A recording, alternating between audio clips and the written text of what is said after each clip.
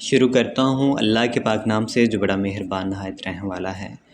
پل صراط کو لے کر بہت سے سوالات ہمارے ذہنوں میں گردش کرتے رہتے ہیں کہ اس روز ہم سب کے ساتھ کیا ہوگا، کیا ہم اس سے گزر پائیں گے بھی یا نہیں، پل صراط ہوگی کیسی، یہ مراحل گزرے گا کیسے، اور اس جیسے ڈھیروں سوال جن کا جواب جاننا ہر مسلمان کے لیے ضروری ہے۔ تو ہم کوشش کریں گے کہ آج ہم آپ کو پل صراط سے متعلق مکمل تفصیل سمجھا سکیں۔ دوستو، پل صراط کا معاملہ بڑا ہی تشویشناک ہے، جو بال سے زیادہ باریک اور تلوار کی دھار سے زیادہ تیز ہے، جو کہ جہنم کی پشت پر رکھا ہوا ہوگا۔ یہ سخت تشویشناک مرحلہ ہوگا، ہر ایک انسان کو اس پر سے گزرنا پڑے گا۔ حضرت سیدنا حسن بصری رحمۃ اللہ علیہ نے ایک آدمی کو دیکھا کہ وہ ہنس رہا ہے۔ آپ نے فرمایا، اے نوجوان، کیا تو پل صراط سے گزر چکا ہے؟ اس نے عرض کیا، نہیں۔ آپ نے پھر فرمایا، کیا تو یہ جانتا ہے کہ تو جنت میں جائے گا یا پھر دوزخ میں؟ اس نے عرض کی کہ نہیں، میں نہیں جانتا۔ آپ رحمۃ اللہ علیہ نے فرمایا، پھر تیرا یہ ہنسنا کیسا ہے؟ یعنی جب ایسی مشکلات تیرے سامنے ہے اور تجھے اپنی نجات کا علم بھی نہیں، تو پھر تو کس خوشی میں ہنستا ہے؟ اس کے بعد کسی نے بھی اس آدمی کو ہنستے ہوئے نہیں دیکھا۔ حضرت سیدنا عبداللہ بن مسعود رضی اللہ تعالی عنہ فرماتے ہیں کہ تعجب ہے اس ہنسنے والے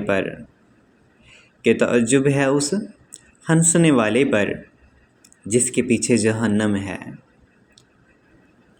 اور حیرت ہے اس خوشی منانے والے پر جس کے پیچھے موت ہے۔ ام المومنین حضرت سیدنا حفصہ رضی اللہ تعالی عنہا سے مروی ہے کہ حضور اکرم صلی اللہ علیہ وآلہ وسلم کا فرمان ہے، جو غزوہ بدر اور حدیبیہ میں حاضر تھے، آپ صلی اللہ علیہ وسلم نے فرمایا کہ جو غزوہ بدر اور حدیبیہ میں حاضر تھے، انشاءاللہ وہ آگ میں داخل نہیں ہوں گے۔ پھر آپ رضی اللہ تعالی عنہ نے فرمایا، میں نے عرض کیا، یا رسول اللہ صلی اللہ علیہ وآلہ وسلم، اللہ تعالیٰ قرآن پاک میں ارشاد فرماتا ہے، اور تم میں سے ایسا کوئی آدمی نہیں ہوگا جس کا گزر دوزخ پر نہ ہو، تمہارے رب کے ذمے پر یہ ضرور ٹھہری ہوئی بات ہے۔ اس پر آپ صلی اللہ علیہ وآلہ وسلم نے فرمایا، کیا تم نے نہیں سنا کہ اللہ تعالیٰ نے یہ بھی ارشاد فرمایا ہے، اور پھر ہم گھر والوں کو بچا لیں گے اور ظلموں کو اس میں چھوڑ دیں گے۔ گھٹنوں کے بل گرے۔ اس روایت سے معلوم ہوا کہ ہر انسان کو دوزخ پر سے گزرنا ہوگا۔ خوف خدا رکھنے والے مسلمان بچا لیے جائیں گے، اور مجرم اور ظالم لوگ جہنم میں گر پڑیں گے۔ چنانچہ حضرت سیدنا عبداللہ بن رواحہ رضی اللہ تعالیٰ عنہ کو ایک بار روتے دیکھ کر ان کی زوجہ محترمہ نے عرض کیا، آپ کو کس بات نے رلایا ہے؟ آپ رضی اللہ تعالیٰ عنہ نے فرمایا، مجھے اللہ پاک کا یہ فرمان یاد آ گیا آپ رضی اللہ تعالیٰ عنہ نے فرمایا کہ مجھے اللہ پاک کا یہ فرمان یاد آ گیا، اور تم میں کوئی ایسا نہیں ہوگا جس کا گزر دوزخ پر نہ ہو۔ یوں یہ تو جان لیا کہ میں نے دوزخ پر سے گزرنا ہے، لیکن میں یہ نہیں جانتا کہ میں نجات حاصل کر سکوں گا یا پھر جہنم میں گر پڑوں گا۔ پل صراط کا دوستو سفر کیسا ہوگا؟ پل صراط سے گزرنے کا سفر نہایت ہی طویل ہے۔ چنانچہ حضرت سیدنا فضیل بن عیاض رحمۃ اللہ علیہ سے منقول ہے کہ پل صراط کا سفر 15,000 سال کی راہ ہے۔ چنانچہ 5,000 سال اوپر چڑھنے میں لگیں گے،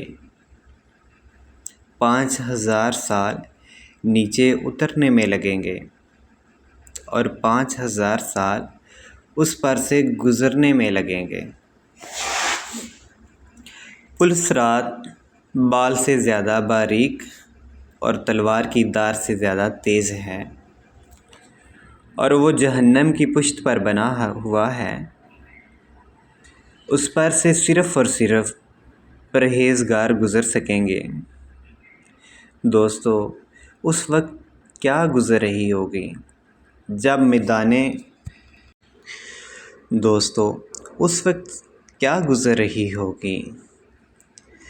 میدان قیامت میں سورج 1 میل پر رک کر آگ برسا رہا ہوگا، لوگ ننگے بدن اور ننگے پاؤں زمین پر کھڑے ہوں گے، ہمارے دماغ کھل رہے ہوں گے، کلیجے پھٹ رہے ہوں گے، اور دل ابل کر گلے میں آ گئے ہوں گے۔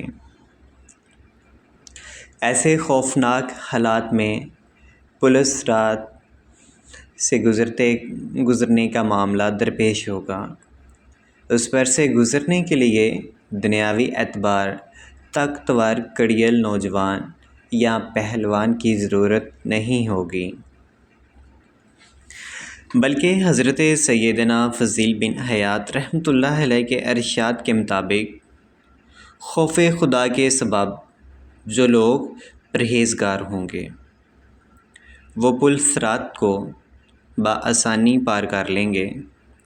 ام المومنین حضرت سیدنا عائشہ صدیقہ رضی اللہ تعالی عنہا سے مروی ہے کہ حضرت محمد صلی اللہ علیہ وآلہ وسلم نے فرمایا،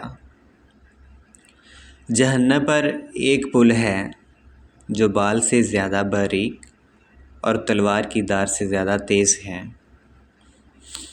اس پر لوہے کے کنڈے اور کانٹے ہیں جو کہ اس آدمی کو پکڑیں گے جسے اللہ پاک چاہے گا۔ لوگ اس پر سے گزریں گے، بعض پلک جھپکنے کی طرح، بعض بجلی کی طرح، اور بعض ہوا کی طرح، اور بعض بہترین اور اچھے گھوڑوں اور اونٹوں کی طرح گزریں گے، اور فرشتے کہتے ہوں گے، اے پروردگار سلامتی سے گزار، اے پروردگار سلامتی سے گزار۔ بعض مسلمان نجات پا جائیں گے، بعض زخمی ہو کر بھی پار ہو جائیں گے، بعض اندھے ہوں گے، اور بعض منہ کے بل جہنم میں گر جائیں گے۔